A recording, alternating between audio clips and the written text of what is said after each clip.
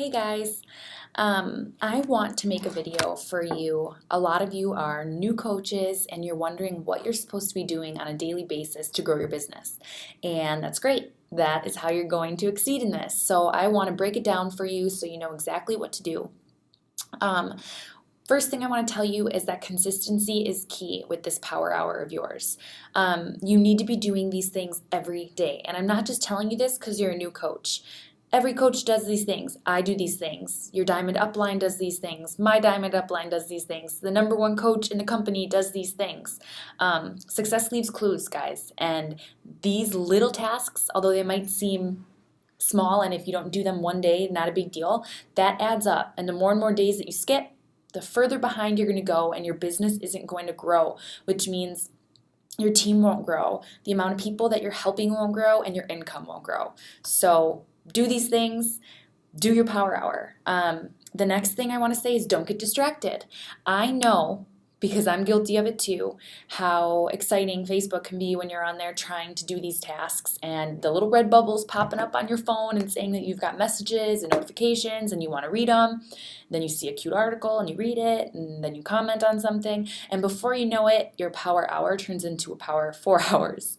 And we don't all have 4 hours to be working on our business. So then people are discouraged because they don't have the time in their day to be working on this business and they quit. And that's the last thing that I want, because I know you can succeed in this. So don't get distracted. Scroll on your downtime. Get your power hour done for your business, okay? The first thing, number one, I hope you have a pen and paper out, is connecting with people. Building relationships is what this business is all about. We are in the business of helping others. You can't do that without knowing people. You can't do that without really connecting with them and having them want to connect with you. So you need to be adding new people to your network. You can't invite the same people to your challenge group every single month. You can't invite the same people to your coaching webinar every single month, obviously. So you need to be growing that list of people that you have to reach out to. I have another video on tracking and organization, so watch that for when I'm talking about writing people down and tracking names. And I have another video too that you need to be watching for how to grow your network, and that will help you with how to add people a little bit better. But basically, just for this power hour video, I'm going to make it really simple. You have to be adding 3 to 5 people a day to your friends circle. So whether that be on Instagram or Facebook or in person at a soccer event that you meet somebody and exchange phone numbers or emails, 3 to 5 people a day. And the reason for that is so that you have fresh eyes on what you're posting, you have fresh names on your contact list where you're tracking them, and fresh people to be reaching out to, starting conversations with, and inviting. So when I add somebody, a quick tip, I like to shoot them a message and say, hey Julia, I stumbled across your profile because we are mutual friends with Lauren, and I'm always looking to add new friends on my social media to just be surrounded by people who are similar to me, and I see that you have a son, so do I, so I hope that you don't mind me adding you.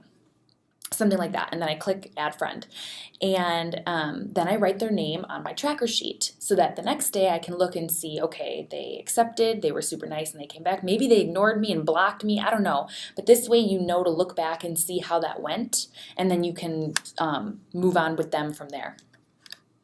The next thing for you to do, number 2 on your power hour, is return all messages and comments that are Facebook related. So it is not nice for you to ignore somebody's comment on one of your posts that was very nice and inspiring or saying how great you are. You need to be showing love back. Also, same thing, if somebody shoots you a video and is asking for help on anything, anything business related, you have 24 hours to get back to them. It is a business, so if they're messaging you at 8 o'clock, 9 o'clock at night, you don't need to get back to them right then. But the next day, when you're doing your power hour, you should. You don't want to leave them hanging for multiple days on end. So make sure that you return messages, focus, only do that. Don't get lost in the social media stuff like I said before and turn your power hour into a power 4, okay? The third thing for you to be doing, and this is super important, is sharing. So You're making connections, right? You're adding new people, you're shooting them a message, they're talking to you, you get a conversation going, oh, I have a son, oh, I'm doing this, oh, I'm a teacher, whatever. You're having small talk, and eventually, hopefully, there's going to be a window, and you have to just take it. So when they present you with a chance to be like, oh, what do you do for a living? You can say, oh, I'm a stay-at-home mom, and I'm a Beachbody coach. I work with women on their fitness goals and helping them gain confidence. I know you just had a baby. Is this something that you'd be interested in hearing more about? That's a share. If they say no, okay, fine. That doesn't mean no forever. That means not right now. They'll probably touch on why. So you need to have 2 shares a day about what you're doing. And if you're adding 3 to 5 people a day and shooting them a message like that, that should be pretty easy. Plus, you have all the other contacts that you already have, all the other friends that you already have on Facebook, all the ones that you added last week that you didn't start a conversation with yet, that you can be starting to try to build a conversation with and then present the share. You also want to have at least 1 coach share a day, which means that you want to share about the coaching opportunity at least once. So let's say the conversation with somebody goes great and they seem super interested in the idea of a challenge group. And they said they're a stay-at-home mom and they've already told you that they are looking for a job. Present coaching to them. Say, hey, you're already interested in trying Shakeology in the workout.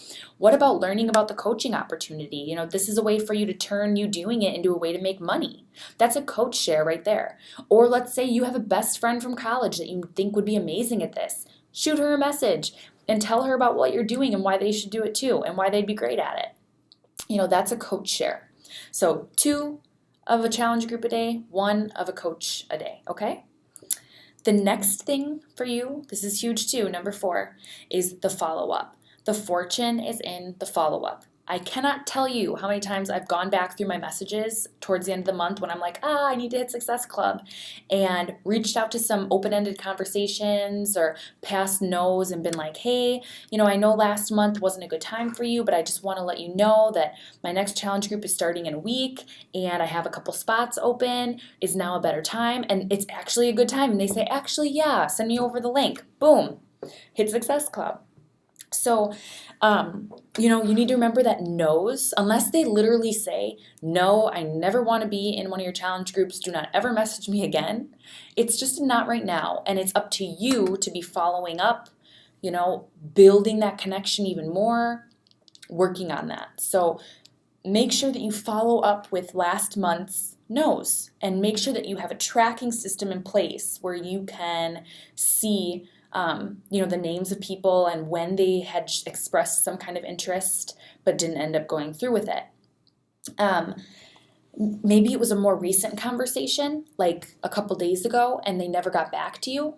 So you could do a follow-up like, hey, Stacy, I know we were talking the other day and life gets busy. I was just wondering if you gave any more thought to joining my group. It's starting soon, so the clock is kind of ticking. No pressure at all if you're not ready. I just wanted to make sure that you didn't miss the opportunity by accident. Right there. Simple way for them to kind of feel a little bit of pressure without you being like, order from me right now or I'm going to hate you, So that's really important to follow up.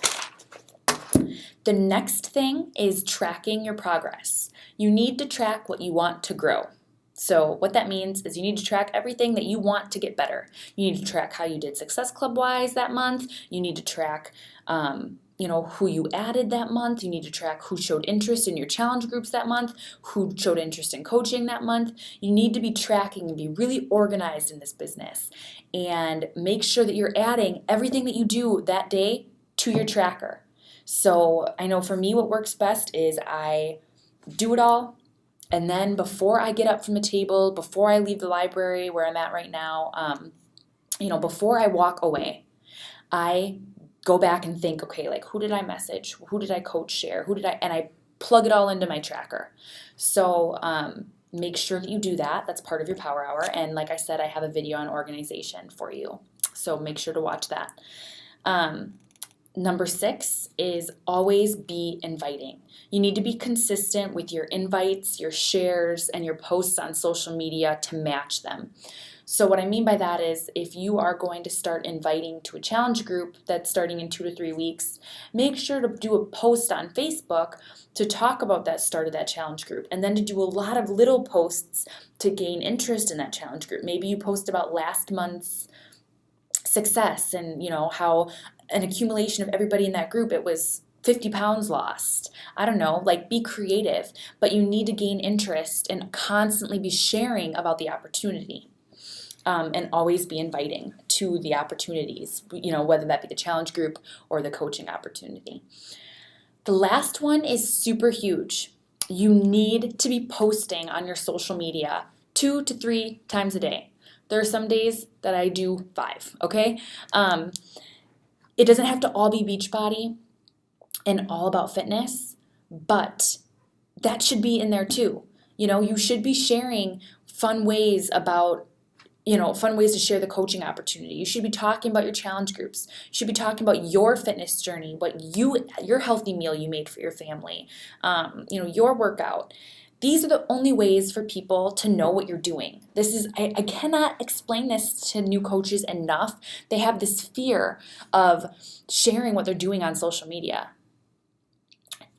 And I don't understand why, because you got to think about it. Nobody knows what you're doing. Just because you became a Beachbody coach and you're eating healthy and you're doing the 21-day fix and working out doesn't mean that anybody else knows that. So how can anybody else want to join you? The more that you post and you build this following for what you're doing, the more that people are going to be watching you and want to join you and be inspired by you. So you need to be posting on social media 2 to 3 times a day, okay? There is no excuse for, not being able to think of anything. There are so many coaches and you can follow all of them and look at what they're doing, look at how they're posting. YouTube, Beachbody coach, posting ideas and study up on it. Watch, I take screenshots of coaches' posts that I like and I recreate them into my own. That's allowed. Nobody cares. You all have different target markets. You all have different friends. No big deal. But you need to be sharing about your business or nobody is going to come, to your store. You got to think of it that way. Like we don't have a store on a street. You are your store. And the only way for people to realize what you're doing and be like, oh, I want to go in there and try that on, is for you to be showing it on your billboard, which is now your social media. So start doing that too. That is part of your power hour, okay? And also, like I said, it doesn't have to all be fitness related. Sharing about your family, sharing about your job or your other passions, hiking, swimming, whatever. But just starting to connect with people so that they feel like they're getting a glimpse into you and who you are so that they can really want to work with you in either as a coach on your team or as one of your challengers, okay? So those are the big, big things on your Power Hour to-do list. And I hope that this video helped you in knowing what is expected of you to grow your business. And I know that if you guys do these things every day, your business will grow. So don't give up, work hard, dream is free, hustle is sold separately. You got this, okay?